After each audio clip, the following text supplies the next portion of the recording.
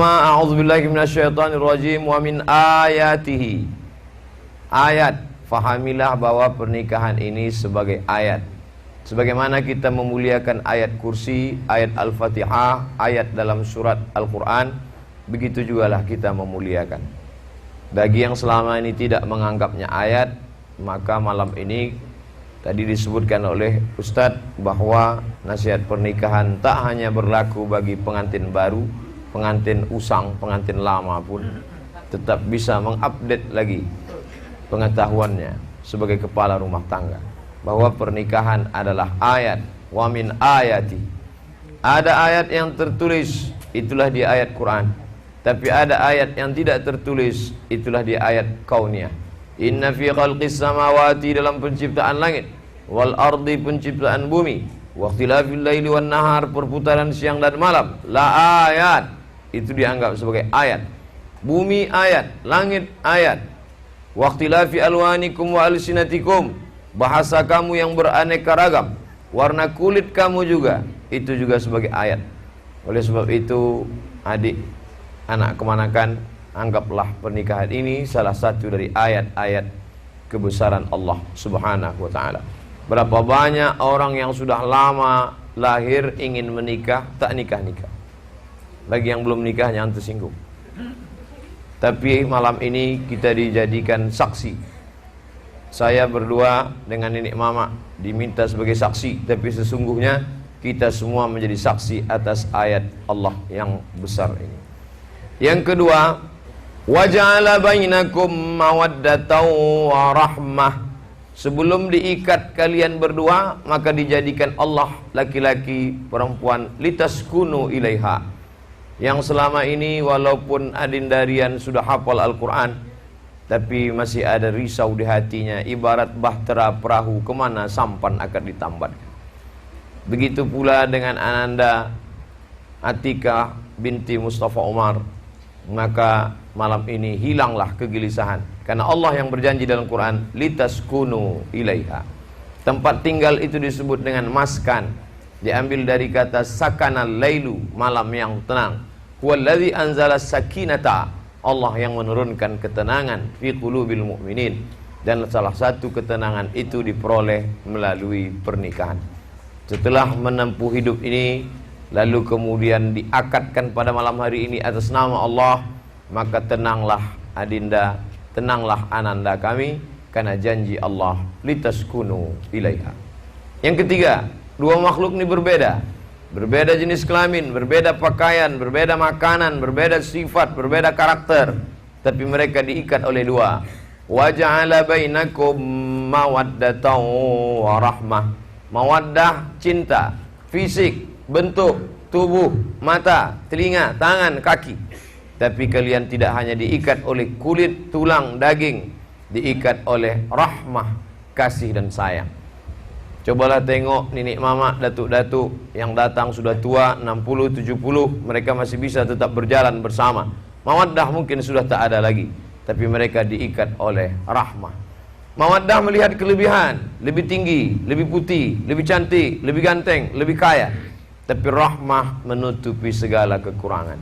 Sebelum akad tadi yang dilihat kelebihannya, setelah akad maka menutupi segala kekurangan.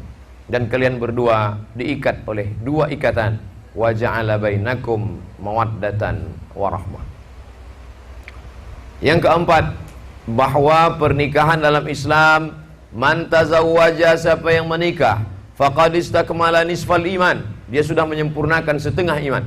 Setakwa-takwanya laki-laki malam ini yang belum menikah, imannya masih setengah. Setakwa-takwanya perempuan gadis yang belum menikah, imannya masih setengah. Maka man tazawwaja, hadis riwayat At-Tabrani, siapa yang menikah maka sempurnalah imannya. Baru setengah, bagaimana menyempurnakannya? Falyattaqillaha fi nisfil baqi, sempurnakan setengahnya lagi dengan takwa. Adindarian tak ragu lagi, beliau takwa, hafal Quran 30 juz di kepalanya. Begitu juga dengan Ananda Atika, hafal Quran juga 30 juz dalam kepalanya, takut kepada Allah. Tapi malam ini kami semua menjadi saksi atas kesempurnaan.